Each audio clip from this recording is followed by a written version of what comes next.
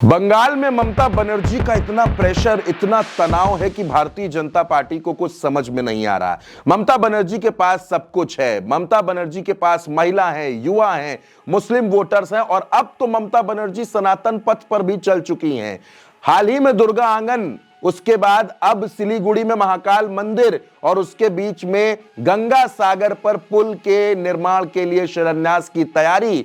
ममता बनर्जी का plan of action पूरी तरीके से सेट है। धुआंधार रैलियां कर रही हैं। अभिषेक बनर्जी यात्रा पथ की शुरुआत करने जा रहे हैं और इस बीच अमित शाह ने 3 दिनों तक बंगाल में कैंप किया। वो बंगाल की नब्ज को समझने गए थे कि बंगाल का मिजाज क्या है, बंगाल की जनता क्या सोच रही है। वो बंगाल जो ममता बनर्जी को लगातार चुनाव जिता देता है, वो क्या सोच रहा है। लेकिन शाह के पास कहने के लिए कोई मुद्दा नहीं था। कैसे वो ममता बनर्जी को घेरें, कैसे वो निशाना साधे। अब बंगाल में बीजेपी तो सरकार बना नहीं पाई, तो अमित शाह ये नहीं कह सकते कि देखिए बीजेपी ने कितना अच्छा काम किया था और ममता बनर्जी कोई काम नहीं कर रही हैं।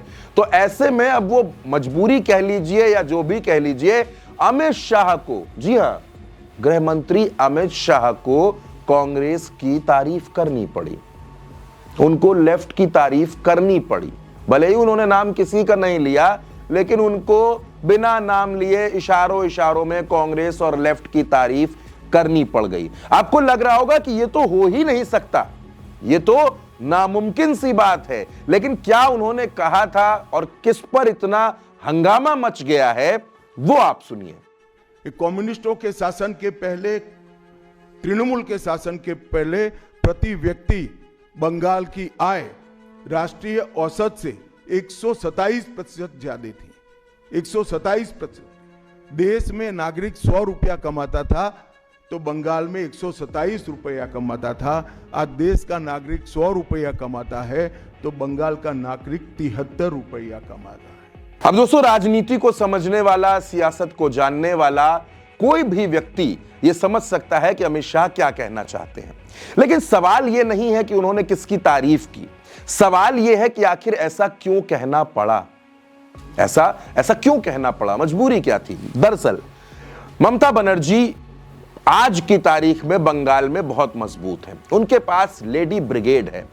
आप नाम देखना शुरू कीजिए, महुआ मोइत्रा, सायोनी घोष, रचना बनर्जी, जून मालिया, ये तमाम वो चेहरे हैं जो ममता बनर्जी को महिलाओं के बीच में मजबूत करते हैं।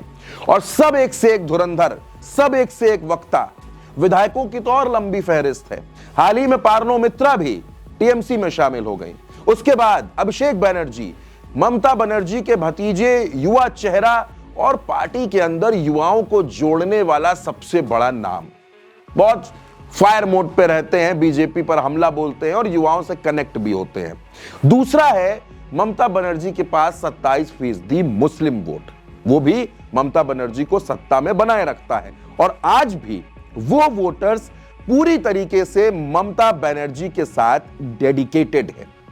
बीजेपी जानती है कि भले ही बिहार जीत लिया है, भले ही महाराष्ट्र जीत लिया है, भले ही हरियाणा जीत लिया है, सब कुछ जीत लिया है, दिल्ली में भी अपनी सरकार बना ली है, लेकिन ये बंगाल है।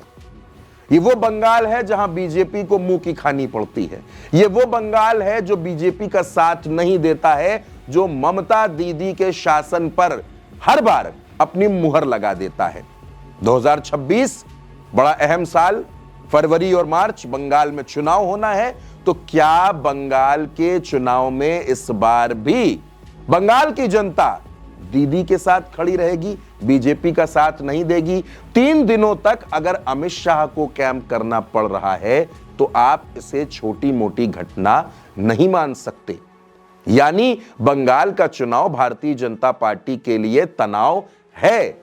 और कैसे बीजेपी बंगाल में बीजेपी टीएमसी का मुकाबला करेगी, यह भी उसके लिए एक चिंता की बात है। कोई फिलहाल रणनीति, कोई रास्ता भाजपा को नजर नहीं आ रहा है, क्योंकि ममता बनर्जी भारी पड़ रही हैं।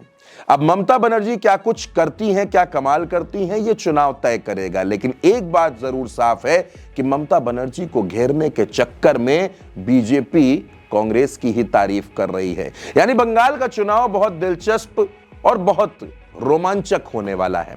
आप उल्टा चश्मा यूसी के साथ बने रहिए, चैनल को सब्सक्राइब कीजिए। नमस्कार।